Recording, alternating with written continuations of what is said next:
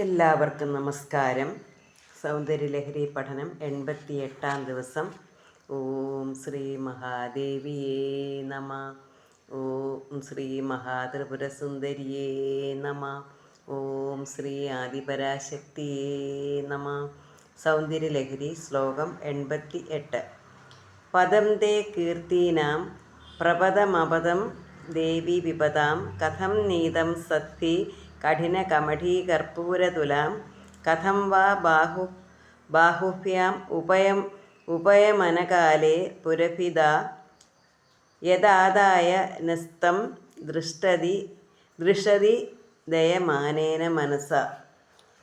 പദം തേ കീർത്തീനാം പ്രപദം അപദം ദേവി വിപദാം കഥം നീതം സദ്ഭി കഠിനകമഠീകർപ്പൂരതുലാം കഥം വാ ബാഹുഭ്യാം ഉപയമനകാലേ പുരഭിദാ യദാദായ നിസ്ത്യം ദൃഷ്ടി ദയമാനേന മനസ. അല്ലയോ മഹാദേവി. ഇവിടെ ദേവിയുടെ പുറവടികളെക്കുറിച്ചാണ് പറയുന്നത്. കാലിൻ്റെ പുറകുഭാഗത്തെക്കുറിച്ചാണ് പറയുന്നത്. പാദങ്ങളുടെ പുറകുഭാഗത്തെക്കുറിച്ച്. അല്ലയോ മഹാദേവി, കീർത്തികൾക്ക് സ്ഥാനവും ആപത്തുകൾക്ക് അഭിഷേകവുമായ നിന്തിരുവഴിയുടെ പുറവടികൾ സൽകവികളാൽ എങ്ങനെ കഠിനമായ ആമയോട്ടിയുടെ സാമ്യത്തെ പ്രാപിക്കപ്പെട്ടു. അപ്പോൾ ഇവിടെ ദേവിയുടെ പാദങ്ങളെന്ന് പറഞ്ഞാൽ അത് ഭക്തന്മാർക്ക് കീർത്തി കൊടുക്കുന്നതും അതുപോലെ തന്നെ എല്ലാ ആപത്തുകളിൽ നിന്നും രക്ഷിക്കുന്നതുമായ പാതാരവിന്ദങ്ങളാണ് ദേവിയുടേത്.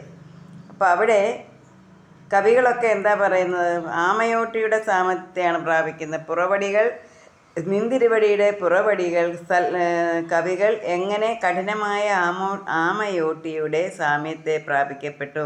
കവികൾ എങ്ങനെയാണ് ഈ മൃദുലമായ അതികോമളമായ ഈ പാദങ്ങളെ ആമയോട്ടിയുമായിട്ട് സാമ്യപ്പെടുത്തിയത്? ത്രിപുരാന്തകനാൽ വിവാഹകാലത്തിൽ ദയയുള്ളതായ മനസ്സോടുകൂടി എങ്ങനെ തന്നെ ഈ പുറവടികൾ കൈകൾ കൊണ്ടെടുത്ത് കഠിനശിലയിൽ വയ്ക്കപ്പെട്ടു. വിവാഹത്തിൻ്റെ ചില വേദവിധി പ്രകാരമുള്ള വിവാഹത്തിന് എന്താണ്, ദേവിയുടെ വധുവിൻ്റെ പാദങ്ങളെടുത്ത് ശിലയിൽ വെക്കുന്നുണ്ട്, അമ്മിക്കല്ലിൽ വെക്കുന്നുണ്ട്. അപ്പം ത്രിപുരാന്തകനാൽ വിവാഹകാലത്തിൽ ദയവുള്ളതായ മനസ്സോടുകൂടി. അപ്പം ത്രിപുരാന്തകൻ വളരെ ദയുള്ളവനാണെന്ന് പറയുന്നത്. ത്രിപുരാന്തകൻ എന്ന് വെച്ചാൽ ശ്രീ പരമേശ്വരൻ വളരെ ദയയുള്ള ആളാണ്. എന്നിട്ടും എങ്ങനെ തോന്നി ദേവിയുടെ ഈ കോമളമായ മൃദുലമായ ഈ പാദമെടുത്ത് കഠിനമായ ശിലയിൽ വയ്ക്കാൻ? ഇവിടെ ത്രിപുരാന്തകനാൽ വിവാഹകാലത്തിൽ ദയവുള്ളതായ മനസ്സോടുകൂടി.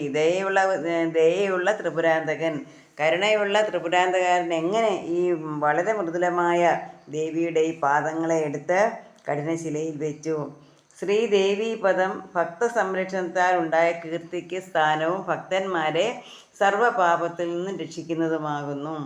ശ്രീദേവീപാദം എന്ന് പറയുന്നത് ശ്രീദേവിയുടെ പാതാരവിന്ദങ്ങൾ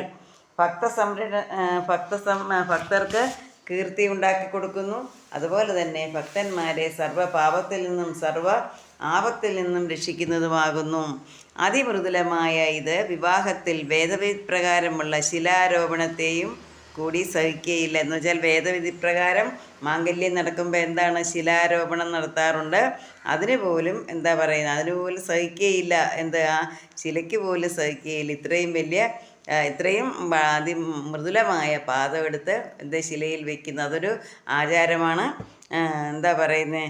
അപ്പോൾ ഇവിടെ ചോദിക്കുകയാണ്, ഇത്രയും പവിത്രമായ, ഇത്രയും കോമളമായ, ഇത്രയും എന്താ പറയുന്നത് ആ പുറവടികൾ എങ്ങനെ എടുത്ത് ശിലയിൽ വയ്ക്കാൻ തോന്നി? കഠിനമായ കല്ലിൽ കോമളമായ ഈ പുറവടികൾ എങ്ങനെ ഇതെടുത്ത് ആ ശിലയിൽ വയ്ക്കാൻ തോന്നി എന്നാണ് ചോദിക്കുന്നത്.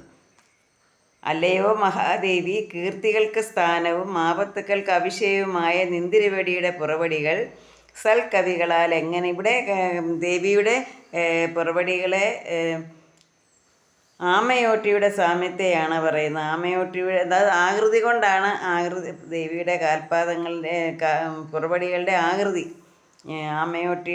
ആമയോട്ടിയുടെ പോലെയാണ്. ത്രിപുരാന്തകനാൽ വിവാഹകാലത്തിൽ ദയവുള്ളതായ മനസ്സോടുകൂടി, അതായത് ത്രിപുരാന്തകൻ ദയയുള്ള മനസ്സുള്ളവനാണ്. എങ്ങനെയാണ് ദേവിയുടെ ഈ പുറവടികൾ കൈകൾ കൊണ്ടെടുത്ത് കഠിനശിലയിൽ വെച്ചത്? ശ്രീദേവി പദം എന്ന് പറയുന്ന ശ്രീദേവി പാദം എന്തിനു വേണ്ടിയുള്ളതാണ്? ഭക്ത സംരക്ഷണത്തിലാണ് ഉണ്ടായ കീർത്തിക്ക് സ്ഥാനം എന്ന് വെച്ചാൽ ഭക്തന്മാർക്ക് കീർത്തി ഉണ്ടാക്കി കൊടുക്കുന്നു. അതുപോലെ തന്നെ ഭക്തന്മാരെ സർവ്വ ആപത്തിൽ നിന്നും രക്ഷിക്കുന്നതുമാകുന്നു.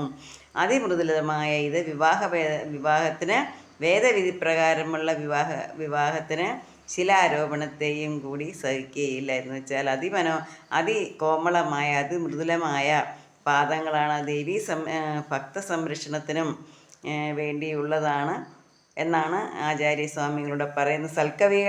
കവികളെല്ലാം എന്ത് പറയുന്നു? കവികളെല്ലാം ദേവിയുടെ പുറവടികളുടെ ആകൃതി കണ്ട് ആമയൊട്ടിയുമായിട്ടാണ് സാമ്യപ്പെടുത്തിയിരിക്കുന്നത്.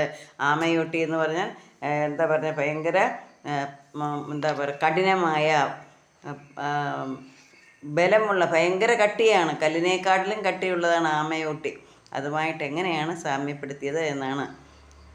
പദം ദേ കീർത്തീനാം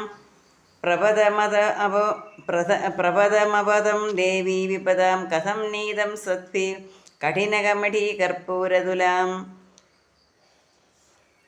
പദം ദേ കീർത്തീനാം പ്രപദമപദം ദേവീ വിപദാം കഥം നീതം സത്വി കഠിന കമഠീ കർപ്പരതുലാം.